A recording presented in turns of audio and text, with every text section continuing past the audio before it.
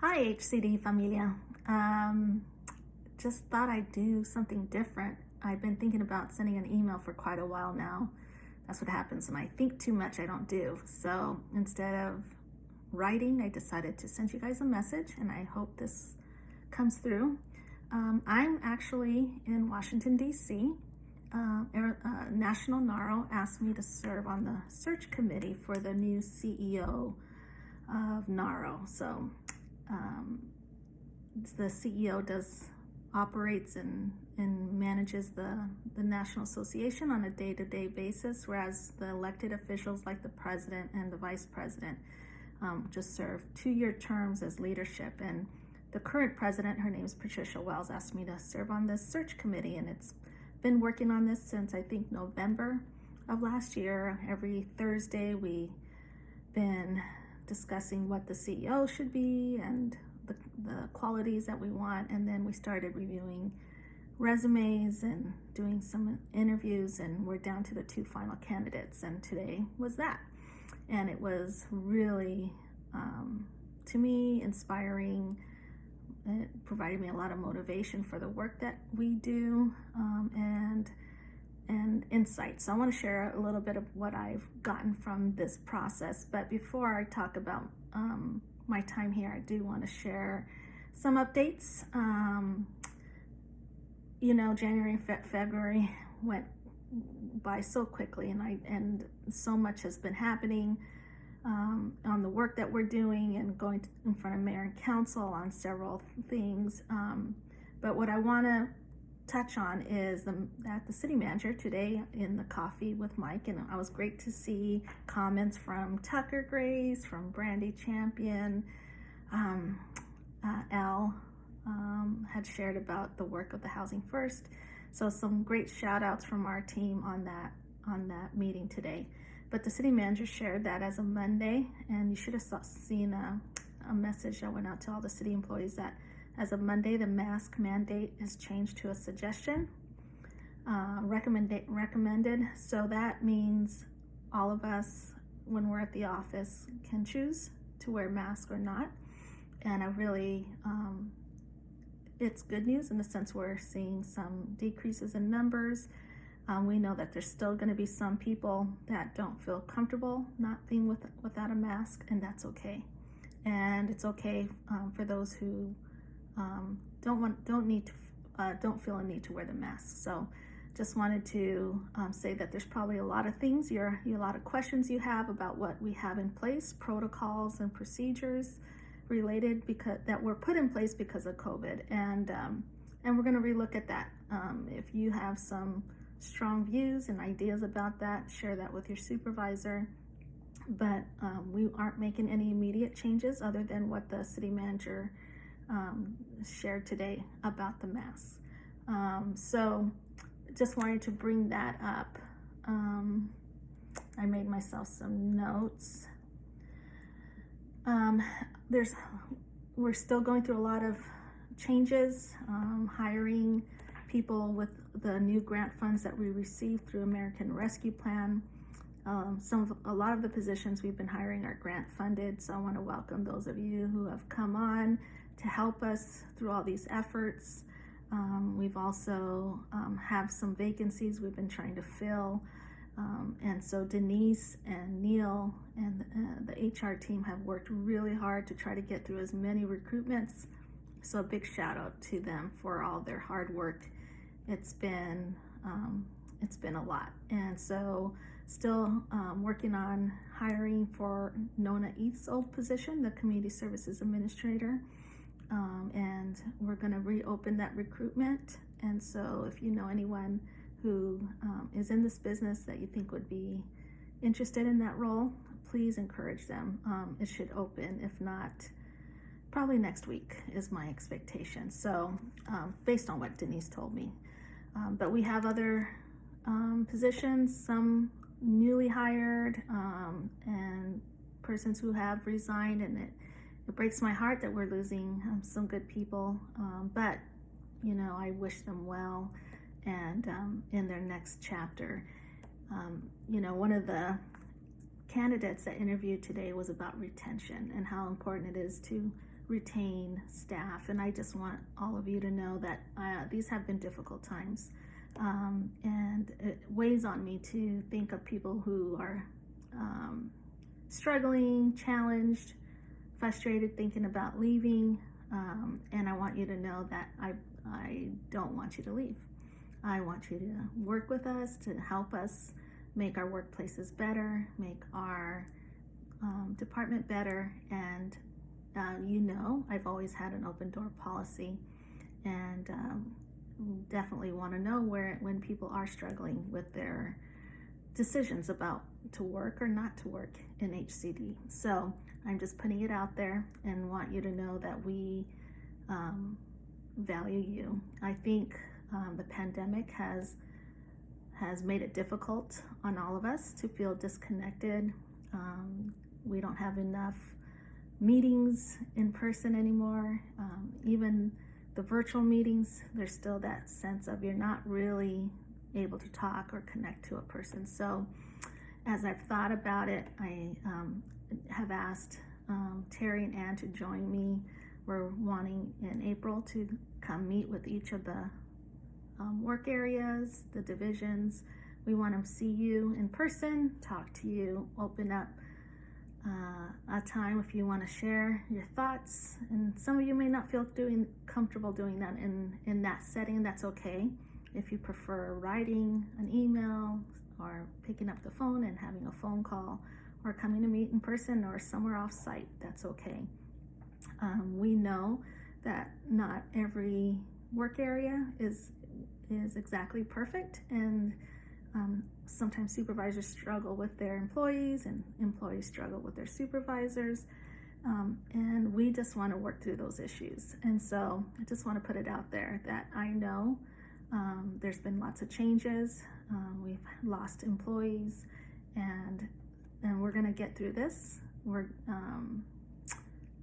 Where things don't feel good, we can make them better. So I just wanted to acknowledge that we're still a work in progress, and we're going to make it a place where you want to work.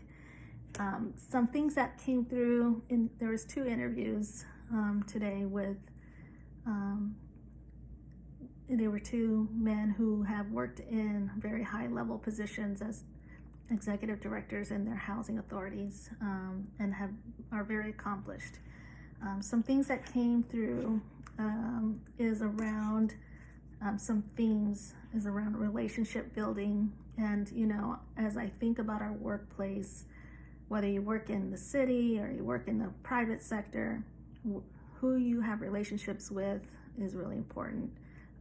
Business, whether it's co-workers, your leadership, or even at home with your family members, your neighbors, friends and family, relationships can make your life significantly better, or sometimes relationships can make life significantly difficult.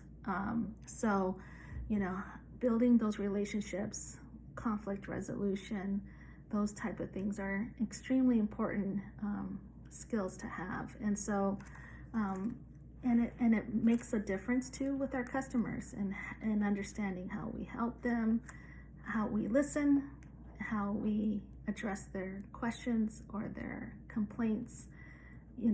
Terry is working on a customer service training down the road. We have some other trainings we're doing right now.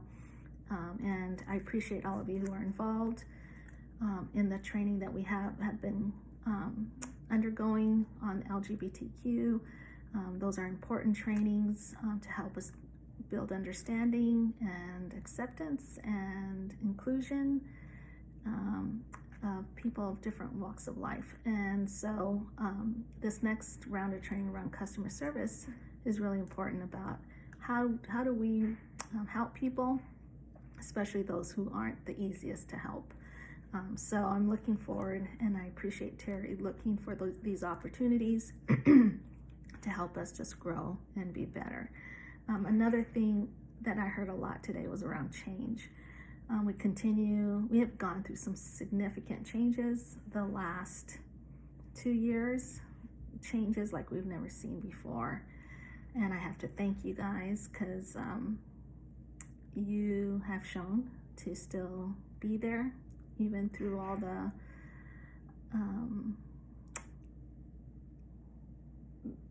kind of changes that we just didn't plan for, we didn't know, and having to still show up. And so we're not completely out of the woods, but there is a silver lining here. But as we go through change, it definitely teaches us things about ourselves, things about our world. And so change is constant in this work, and we will continue to work on how to change for the better. And I appreciate how you help in that. The other thing is purpose. Not everyone who is working in HCD purposely said, I want to work in housing and community development. Some of you came into this job by chance. I know in 1996, I took a job with the city of Phoenix. It's a front line. Back then we called ourselves a occupancy service clerk, an OSC.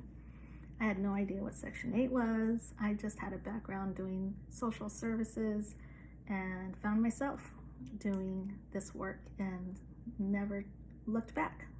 Housing became my career, and I'm so glad it did.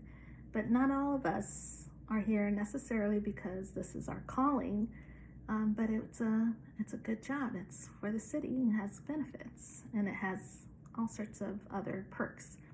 But if it's not your passion, I hope that you'll find your purpose in what you do. And I think that as I work with all of you, as we help those people, the people that are in our housing, our customers, our nonprofits, those who are experiencing homelessness, with fellow departments, that in all our interactions, that we find connection, we find purpose, and that we find inspiration. And inspiration, as one of the candidates today described, can be in a fleeting moment, a passing word, a moment that changes us towards better is an inspiration. And he described it as something that's left in you that's like the opposite of a scar. And as I shared that with my daughter, I'm like, what is that word? She used the word left a mark, left an impression. I'm like, there's nothing that can describe what someone can do for you that's an inspiration that stays with you forever as a positive change. And so that kind of made me think about it and made me smile. So I hope that you find something that inspires you, either through conversations, experiences, just internal searching. There's ways to be inspired, and I just want you all to know that my interactions with you do inspire me.